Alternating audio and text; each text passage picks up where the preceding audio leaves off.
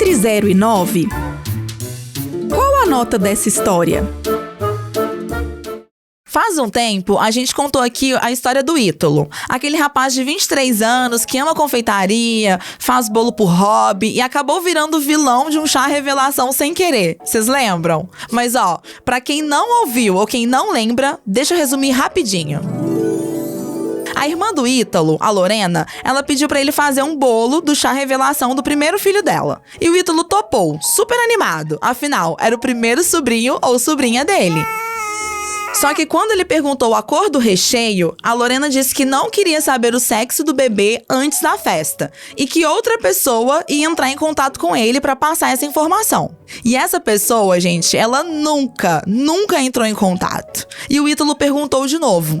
A Lorena disse que estava tudo sob controle, só que essa informação não veio. O sábado chegou, véspera do chá e nada. Sem opção, ele fez um bolo branco, neutro, com massa de baunilha normal por dentro.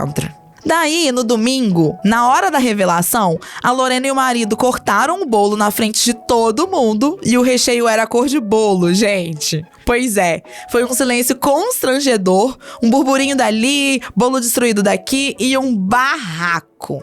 A Lorena foi com tudo pra cima do Ítalo. Ela disse que ele era o único que sabia o sexo do bebê e que ele tinha sabotado o chá de propósito. A mãe dele ficou puta e os parentes foram ali, todo mundo pra cima dele, tá, gente? O Ítalo foi embora sem receber nada pelo bolo e sem entender nada do que tinha acontecido. E com o nome na boca de todo mundo, gente. Só que uma coisa ficou sem resposta. Afinal, quem sabia o gênero do bebê? Ô, gente, aí aqui um recorte, tá? Eu, no lugar do Ítalo, teria mostrado os prints da conversa com a Lorena pra poder meio que expor ele e a irmã também. Porque, assim, ele ficou em maus lençóis, coitado, né? Assim, a família toda contra ele, a irmã já tinha falado que tava tudo certo. Eu teria mostrado os prints ali na hora da festa. Mas pra me precaver, no sábado ali, eu acho que até comentei isso ali na primeira parte. Pra me precaver, no sábado, eu teria sido muito clara com a irmã e teria jogado a real pra ela. Olha, ninguém, absolutamente ninguém, me falou o sexo do seu bebê. É isso mesmo?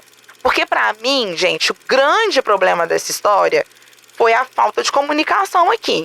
Mas enfim, vamos ver aqui o que o Ítalo termina de nos contar. Pois é, gente, demorou um pouco, a poeira baixou, mas a história teve continuação. E que continuação, meus amigos! Semanas depois, a Lorena procurou o Ítalo para pedir desculpas. E junto com o pedido de desculpas, veio a explicação que ele não estava conseguindo montar na cabeça dele desde o dia do chá. A Lorena contou que a pessoa que ia passar a informação pro Ítalo era a Alzira, uma amiga de infância da Lorena, daquelas que moram no mesmo bairro, que cresce junto, sabe? A Alzira era quem tinha ficado responsável por buscar o resultado do exame com o médico, guardar o envelope e repassar a cor pro Ítalo fazer o recheio do bolo. Simples assim. Só que a Alzira não fez nada disso. Ué. E por quê? Por que a Alzira não fez o básico? Porque a bonita também estava grávida, gente. E isso não era segredo pra ninguém não, tá? Só que a Alzira, ela queria que o chá revelação dela fosse o mais incrível, o mais comentado, o mais lembrado entre todas as amigas e famílias. Fala sério, né, Alzira? Então, ela enxergou no caos do chá da Lorena uma oportunidade. Se o chá da Lorena desse errado, o dela ia brilhar ainda mais em comparação. Ela pegou o envelope do resultado e escondeu. Ela não passou a informação pro Ítalo, gente. Mas pra Lorena, ela disse que tinha passado. E ficou só esperando o estrago acontecer. E o estrago aconteceu certinho. Na frente de todo mundo, com direito a bolo destruído e família brigada. E a Alzira, gente, vocês acham que ela foi pro chá? Não foi não, tá? Ela inventou que tava passando mal. Ah, miserável. Com uma amiga dessa, gente, você não precisa de inimigo, né? Pelo amor de Deus. Aí a Lorena, suspeitando dessa ausência da amiga, ela confrontou a Alzira. No começo ela negou, claro, mas a Lorena foi fundo e a Alzira acabou confessando tudo. que tinha escondido o resultado, que não tinha passado nada pro Ítalo e que tinha feito de propósito. E que o chá revelação dela, que aconteceu no final de semana seguinte ao da Lorena, tinha sido incrível. Com tudo planejado direitinho, fotos lindas, recheio na cor certa e tudo mais. Só que entre os conhecidos em comum, sabe o que foi mais comentado? Não sei. O chá da Lorena, óbvio. Aquele silêncio constrangedor, o bolo branco, o barraco. Isso virou um assunto de todo mundo, gente. O chá da Alzira foi até bonito, mas o que ficou na memória coletiva foi o chá revelação sem revelação. E, gente, a maior ironia da vida é que o plano dela fracassou justamente por causa da maldade que ela plantou. Olha aí. O karma, meus amigos, ele chegou ali em tempo real, entendeu? A Lorena, claro, deixou de ser amiga da Alzira. Não tem volta uma coisa dessas. Isso era o mínimo. Essa Alzira, ela foi completamente egoísta e imatura, né, gente? Vamos combinar. Eu também terminaria a amizade. De gente assim, eu quero mais é distância. E o bom é que o resto, a própria vida resolveu. E o Ítalo? O Ítalo recebeu o pedido de desculpas da irmã. Ela admitiu que tinha errado em não acreditar nele, em deixar a situação chegar no ponto que chegou sem investigar direito antes de sair culpando. A mãe deles também acabou pedindo desculpas, porque no fim das contas, o único que tinha feito tudo certo era ele. Perguntou a cor, não recebeu resposta, perguntou de novo, foi ignorado, fez o bolo com o que tinha. A família tinha sido injusta e isso foi reconhecido. Mas o Ítalo falou que mesmo com o pedido de desculpas, ficou um gosto amargo.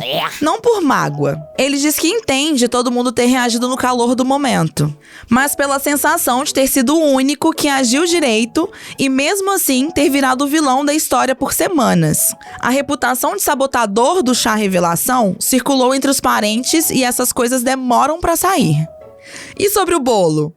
O Ítalo não recebeu nada, gente. Nem depois da resolução de tudo. Ninguém nem lembrou de oferecer pagamento.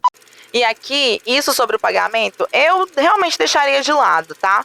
Como eu comentei da outra vez, em situações assim de famílias muito próximas, tipo irmão, pais, eu não cobraria. Mas e vocês? Vocês cobrariam? Apesar do Ítalo dizer que o gosto amargo que ficou não foi por mágoa, mas se no fundo, você sabe que você estava certo e que você foi colocado ali como vilão de uma forma completamente injusta, né? É natural que gere um ressentimento, uma tristeza e que isso demore pra passar. Eu acho que aqui é legal pra gente aprender a dar nome pros sentimentos, sabe? E assim, que bom que a família se desculpou, mas agora é questão de tempo pra esse sentimento poder mudar, sabe, Ítalo? E uma outra coisa, apesar de toda a situação, no fim, eu acredito que essa história vai ser daquelas que a gente vai contar pros netos. Estilo essas histórias e confusões que acontecem no Natal, sabe? Eu acho que é um pouco disso. E aí, o que você acha de tudo isso? A Lorena demorou, mas pediu desculpas. Isso conta? Ou o estrago já estava feito? E a Alzira, hein? Inveja de chá revelação é um nível de mesquinharia que você esperava encontrar na vida real? Porque, gente, o bolo do Ítalo ficou branco, sem cor, sem revelação nenhuma. Mas no fim, foi o chá mais comentado do grupo. Às vezes a vida tem um senso de justiça poético, né? Por hoje é isso, e se você tiver histórias que queira que a gente conte aqui, mande no entre 0 e 9 podcast@gmail.com.